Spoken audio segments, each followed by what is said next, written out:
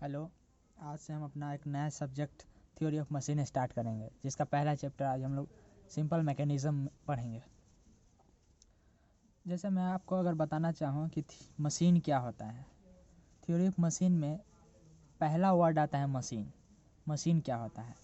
तो कोई ऐसा डिवाइस, कोई ऐसा चीज़ जो ह्यूमन वर्क को आसान बनाता है, या सीधा बोलें तो कुछ एनर्जी इनपुट लेके कुछ यूज़फुल वर्क करता है। मतलब कुछ हम उसको देते हैं और उसके बाद हमको काम करके देता है। तो सभी वैसे चीज़ को, वैसे डिवाइस को हम मशीन बोलते हैं। अगर सिंपली हम लोग अपने ह्यूमंस को एग्जांपल में ले लेते हैं, ह्यूमंस भी एक प्रकार का मशीन है, क्योंकि ह्यूमंस आदमी कुछ एनर्जी इनपुट लेता है भोजन के फॉर्म में, फूड के फॉर्म में, और उसके बाद वो वर्क करता है, काम करता है। तो यहाँ पे कुछ पॉइंट लिखा हुआ है मशीन क्या है।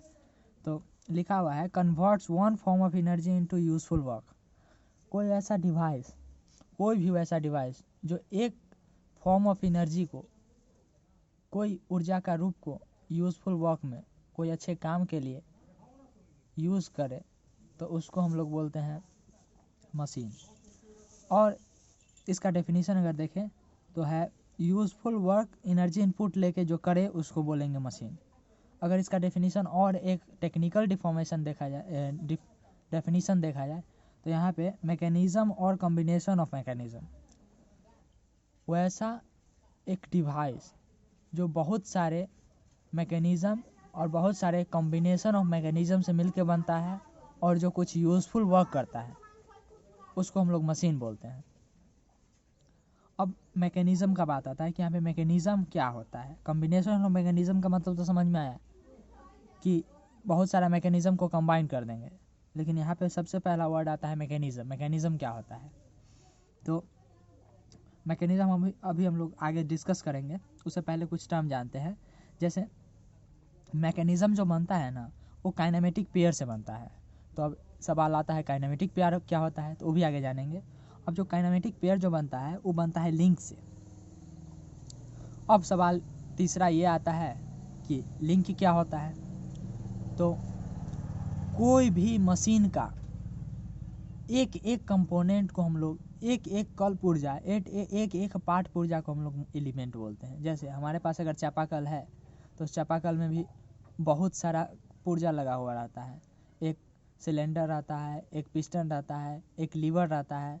इस सारा को अलग अलग कर दें तो इस सारा चीज़ हमारा बनेगा एलिमेंट। तो चलते हैं, थोड़ा सा और आगे बढ़ते हैं। लेकिन एक बात और ध्यान में रखना ज़रूरी है कि थ्योरी ऑफ मशीन में हम लोग रिलेटिव मोशन का स्टडी करेंगे। पूरा का पूरा थ्योरी ऑफ मशीन में हम लोग रिलेटिव मोशन का स्टडी करेंगे, एक के रिस्पेक्ट में दूसरा कैसे मोशन कर रहा है। आगे चलते हैं। यहाँ पे कुछ लिखा हुआ है काइनेमेटिक लिंक चाहे एलिमेंट।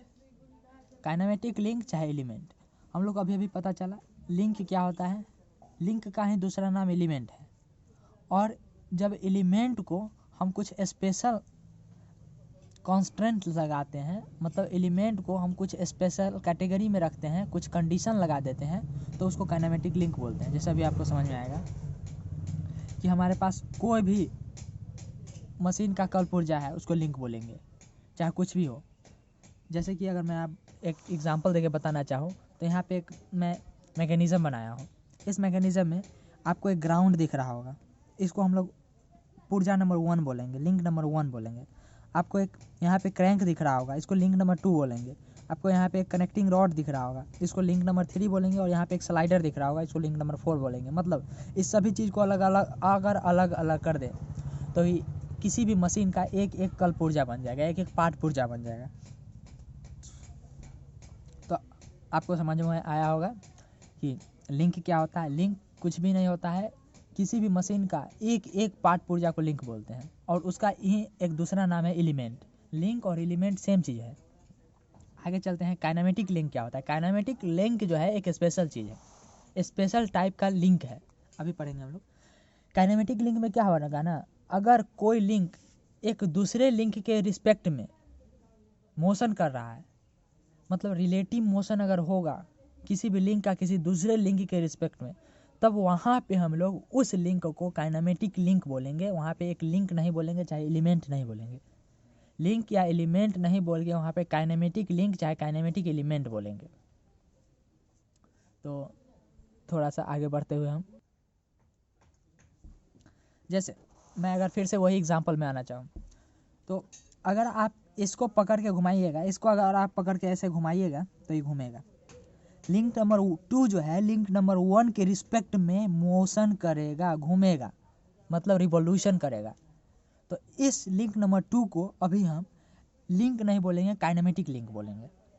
फिर एग्जांपल, जैसे लिंक नंबर 3 और लिंक नंबर 2 को अगर आप देखें तो लिंक नंबर 2 तो घूमेगा, लेकिन लिंक नंबर 2 क्या करेगा, थोड़ा सा नीचे आएगा, थोड़ा सा आगे जाएगा, थोड़ा सा ऊपर जाएगा, फिर थोड़ा सा पीछे आएगा। आप थोड़ा सा इमेजिन करके देख सकते हैं, जैसे कि आप कभी बाइक जो रिपेयर करता है उसके यहाँ पे खोला होगा तो देखे होंगे आप लोग, वहाँ पे एक क्रैंक रहता है, एक कनेक्टिंग रॉड रहता है और एक पिस्टन रहता है। वही अरेंजमेंट यहाँ पे बनाया है, क्रैंक, पिस्टन रॉड और पिस्टन रॉड या कनेक्टिंग रॉड या कनेक्टिंग क्रैंक, कनेक्टिंग रॉड और पिस्टन और सिलेंडर, ये सारा अरेंजमेंट है। तो यहाँ पे देखा जाए तो सभी लिंक एक दूसरे लिंक के रिस्पेक्ट में मोशन कर रहा है। तो यहाँ पे कोई भी लिंक को हम स्पेशल लिंक नहीं बोलेंगे, उसका स्पेशल नाम होगा काइनेमेटिक लिंक चाहे काइनेमेटिक एलिमेंट। इसका कुछ थ्योरी पार्ट है, उसको हम पढ़ लेते हैं थोड़ा सा। क्या है, every part of machine which is having some relative motion with respect to other part is known as kinematic link or element or link। मतलब काइनेमेटिक लगा हुआ है, इस सब के बाद काइनेमेटिक लगा हुआ है। काइनेमेटिक लिंक बोलेंगे, चाहे एलिमेंट बोलेंगे, चाहे काइनेमेटिक लिंक। फिर से काइनेमेटिक लिंक 2 बार आ गया है, लेकिन आप समझिए, भावनाओं को समझिए थोड़ा सा। फिर आगे लिखा हुआ है एक लाइन और, it is necessary for link to be resistive body so that it is capable of transmitting power from one end of element to another, चाहे one element to other। फिर लिखा हुआ है, different part of mechanism can be considered as single link if there is no relative motion between them। अभी सभी का मतलब समझ में आएगा। यहाँ पे लिखा हुआ है, सबसे पहला दूसरा लाइन जो लिखा हुआ है, रजिस्टिव बॉडी। रजिस्टिव बॉडी क्या होता है, जैसे अगर मैं इस पे फोर्स लगाऊं, इस पे अगर मैं फोर्स लगाऊं, इसको पकड़ के अगर मैं इधर रोटेट कराऊं, तो इसका रोटेशन, लिंक नंबर 2 का रोटेशन लिंक नंबर 3 में रेसिप्रोकेशन के रूप में ट्रांसफ़र होगा। मतलब लिंक नंबर 2 रोटेट करेगा और लिंक नंबर 3 रेसिप्रोकेट करेगा और ऑक्सीलेट भी करेगा साथ साथ, और लिंक नंबर 4 जो है स्लाइड करेगा। तो लिंक नंबर 3 इतना मजबूत होना चाहिए कि लिंक नंबर 2 का फोर्स लिंक नंबर 3 के पास 4 के पास ट्रांसफ़र कर सके। लिंक नंबर 3 कनेक्टिंग रॉड इतना मजबूत होना चाहिए कि लिंक नंबर 2 क्रैंक का जितना भी इनपुट है, जितना भी रोटेशन का पावर है, उस सारा स्लाइडर के यहाँ पे ट्रांसफ़र कर पाए। तब इसको हम बोलेंगे रजिस्टिव बॉडी चाहे रजिस्टेंट बॉडी। अगर ये टूट गया तो इसको रेजिस्टेंस बॉडी नहीं बोलेंगे। और कोई भी मशीन है, वहाँ पे अगर कोई भी एलिमेंट लगा हुआ है, चाहे कोई लिंक लगा हुआ है, अगर वहाँ पे मोशन का ट्रांसफॉर्मेशन नहीं कर पा रहा है तो वहाँ पे उसको हम लोग लिंक नहीं बोलेंगे, क्योंकि वो लिंक होने का शर्त को फुलफिल नहीं कर रहा है। लिंक होने का शर्त यही है कि अगर एक लिंक के द्वारा दूसरे लिंक पे पावर चाहे मोशन आए तो वो अगला पे ट्रांसफ़र कर दे। फिर आगे लिखा हुआ है different part of mechanism can be considered as single link if there is no relative motion between them। मतलब अगर एक मशीन में 100 पार्ट लगा हुआ है, मान के चलिए यहाँ पे यही एक मशीन है, इसमें 4 पार्ट लगा हुआ है, अगर चारों ऐसा ही कैसा ही रह जाए, किसी का कोई मोशन नहीं हो, नहीं रोटेट करे, नहीं रेसिप्रोकेट करे, नहीं ऐसे रहे, तो यहाँ पे हम लोग ये 4 लिंक इसको नहीं बोलेंगे, इसको एकदम सिंगल लिंक कंसीडर करेंगे। मतलब अगर एक लिंक दूसरा लिंक के रिस्पेक्ट में रिलेटिव मोशन कर रहा होगा, उसी समय वहाँ पे हम उसको लिंक बोलेंगे। अदरवाइज अलग अलग लिंक बोलेंगे, अदरवाइज उसको हम लोग एक लिंक काउंट करेंगे। जिस भी लिंक का दूसरे लिंक के रिस्पेक्ट में मोशन नहीं होगा उस लिंक को हम लोग लिंक काउंट नहीं करेंगे, सिंगल लिंक काउंट करेंगे। आगे आपको समझ में आएगा। थोड़ा सा आगे बढ़ते हैं, चलिए।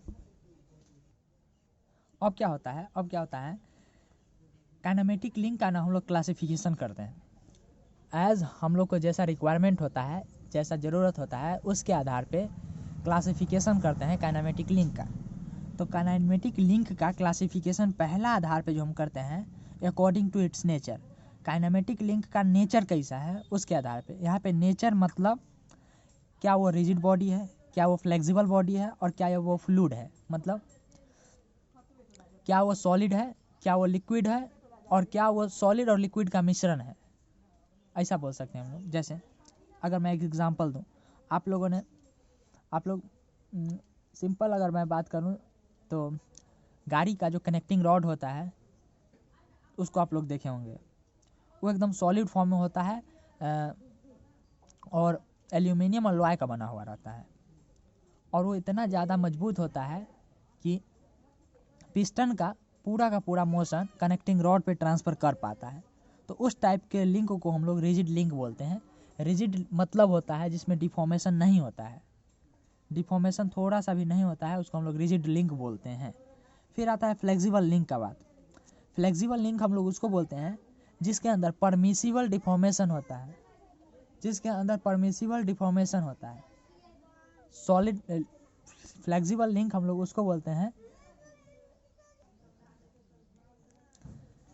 वैसा लिंक जिसमें डिफॉर्मेशन होता है और परमिसिबल लिमिट में होता है। मतलब जैसे मैं अगर साइकिल के चैन का बात करूं, साइकिल में जो हमारा जो चैन लगा हुआ रहता है उसको हम लोग फ्लेक्सिबल लिंक के अंदर रखते हैं।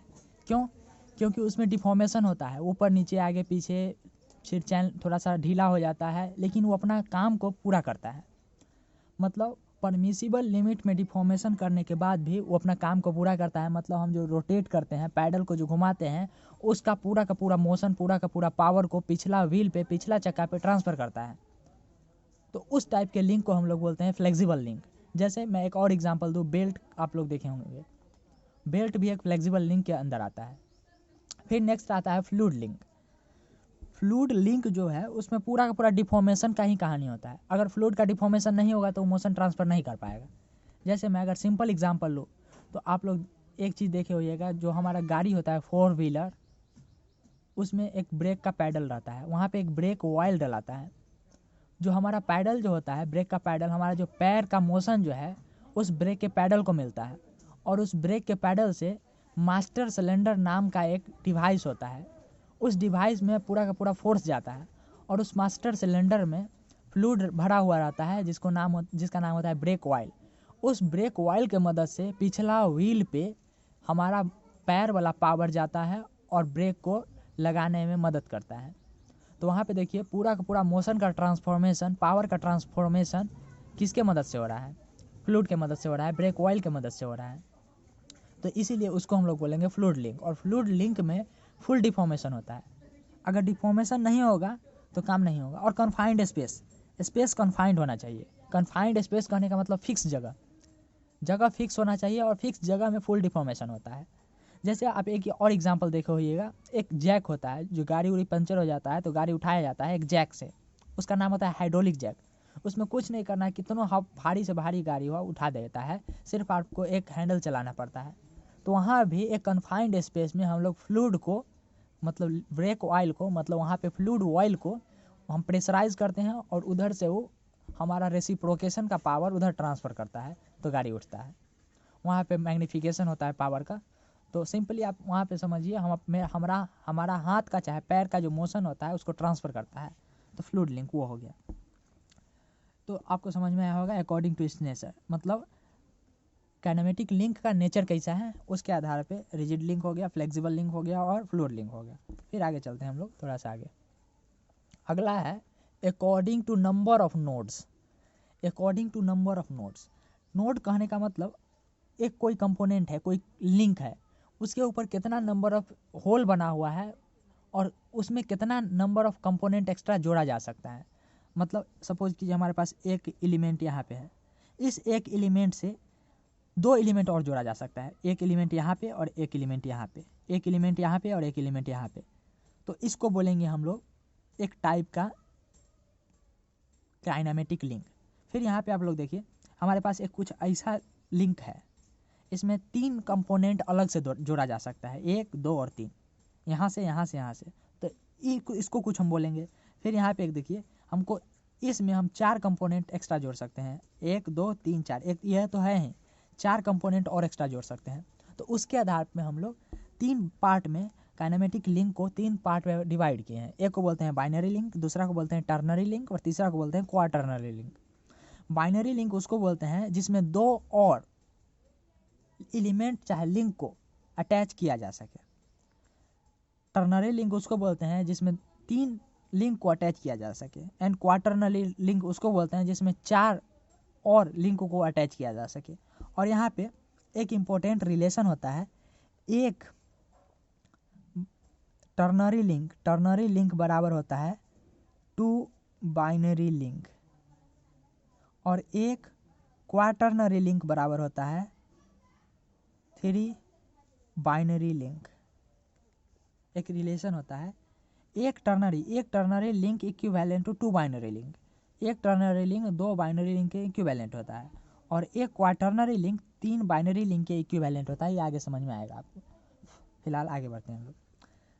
फिर अगला जो होता है हमारा क्लासिफिकेशन, यहाँ पे फिलहाल का क्लासिफिकेशन हमारा according to classification of kinematic link according to nature according to notes खत्म होता है। अब हम लोग थोड़ा सा आगे का पार्ट पढ़ते हैं कि क्या है। एक चीज़ होता है, एक टर्म आता है पेयर और काइनेमेटिक पेयर। एक टर्म आता है पेयर या काइनेमेटिक पेयर, एक टर्म आता है पेयर या काइनेमेटिक पेयर। किसी भी, जैसा कि यहाँ पे लिखा हुआ है, पहले इसको थोड़ा सा पढ़ते हैं। यहाँ पे लिखा हुआ है 2 लिंक्स और elements of A machine when in contact with each other are said to form a pair if relative motion between them is completely or successfully constant, then the pair is known as kinematic pair। अब इसका मतलब समझते हैं।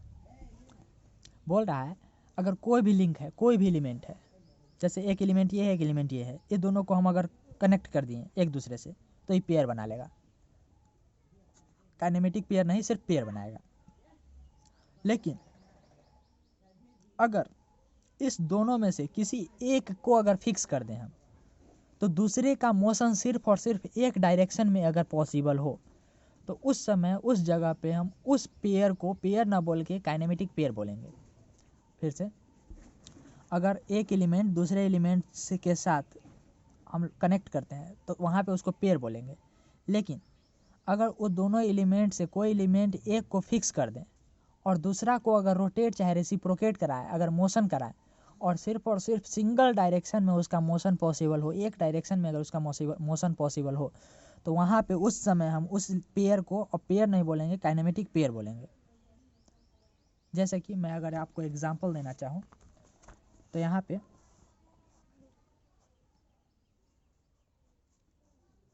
इसको आप यहाँ पे एक देख रहे होंगे, एक यहाँ पे हमारे पास सिलेंड्रिकल शेप का कोई चीज़ है, वहाँ पे एक होल है। सिलेंड्रिकल लिंक में, सिलेंड्रिकल कंपोनेंट में एक होल है और वहाँ पे एक शाफ्ट हम लोग इंसर्ट करा दिए हैं और शाफ्ट के बाहर एक कॉलर चढ़ा दिए हैं। कॉलर उसको बोलते हैं जो वहाँ से दोनों को पकड़ के रखेगा। अगर हम लिंक नंबर फर्स्ट को फिक्स कर दें, यहाँ से इसको पकड़ लें, लिंक नंबर फर्स्ट को अगर हम फिक्स कर दें, यहाँ से अगर हम लोग पकड़ लें इसको, यहाँ से और यहाँ से, और लिंक नंबर 2 को अगर घुमाएं तो ये सिर्फ घूमेगा इधर इधर, रेसिप्रोकेशन इसका नहीं होगा, सिर्फ रोटेशन होगा। इसका रेसिप्रोकेशन नहीं हो पाएगा, इधर आगे पीछे साइड वाइज नहीं स्लाइड कर पाएगा, लेकिन ये रोटेट कर पाएगा। तो इस समय इस जगह पे इस पेयर को हम लोग बोलेंगे काइनेमेटिक पेयर। आई होप आपको समझ में आया होगा। जैसे एक और एग्जांपल, यहाँ पे एक हमारे पास क्यूबिकल ब्लॉक है, उसमें एक होल है, क्यूबिकल होल है, और उसमें क्यूबिकल चीज़ इंसर्ट कराया हुआ है, लिंक नंबर 1 और लिंक नंबर 2। यहाँ पे आप अगर देखिएगा, एक को अगर हम फिक्स करते हैं, एक को अगर हम यहाँ पे अगर फिक्स कर दें, तो लिंक नंबर 1 को अगर हम फिक्स कर दें तो लिंक नंबर 2 रोटेट नहीं कर पाएगा। इसको आप रोटेट नहीं करा सकते हैं, इसको सिर्फ साइड वाइज रेसिप्रोकेट करा सकते हैं। इसको सिर्फ साइड बाई रेसिप्रोकेट करा सकते हैं। तो इस समय लिंक नंबर 1 और लिंक नंबर 2 के बीच में जो पेयर होगा उसको हम लोग काइनेमेटिक पेयर बोलेंगे, पेयर नहीं बोलेंगे। तो चलिए थोड़ा सा पीछे चलते हैं और फिर से आगे का पढ़ाई पढ़ते हैं। अब इम्पोर्टेंट चीज़ निकल के सामने आता है, बहुत इंपॉर्टेंट चीज़ निकल के सामने आता है, टाइप ऑफ कांस्टेंट मोशन। बहुत इंपॉर्टेंट चीज़ निकल के सामने आता है, type of constant motion. Type of constant motion हमारे पास अगर कोई दो, जैसे यहाँ पे मैं कुछ इसके बारे में बताना चाहूँ तो हमारे पास कोई दो लिंक होगा, कोई दो लिंक का मोशन कितने डायरेक्शन में पॉसिबल है उसके आधार पे हम लोग टाइप ऑफ कांस्टेंट मोशन को डिवाइड किए हैं। एक होता है कंप्लीटली कांस्टेंट मोशन, या इसका एक और नाम है सेल्फ कांस्टेंट मोशन। दूसरा होता है सक्सेसफुली कांस्टेंट मोशन, और इसका एक और नाम है forcefully constant motion. And then third one is incompletely constant motion. ये तीन टाइप का कांस्टेंट मोशन है जिसको हम लोग नेक्स्ट वीडियो में कवर करेंगे। धन्यवाद।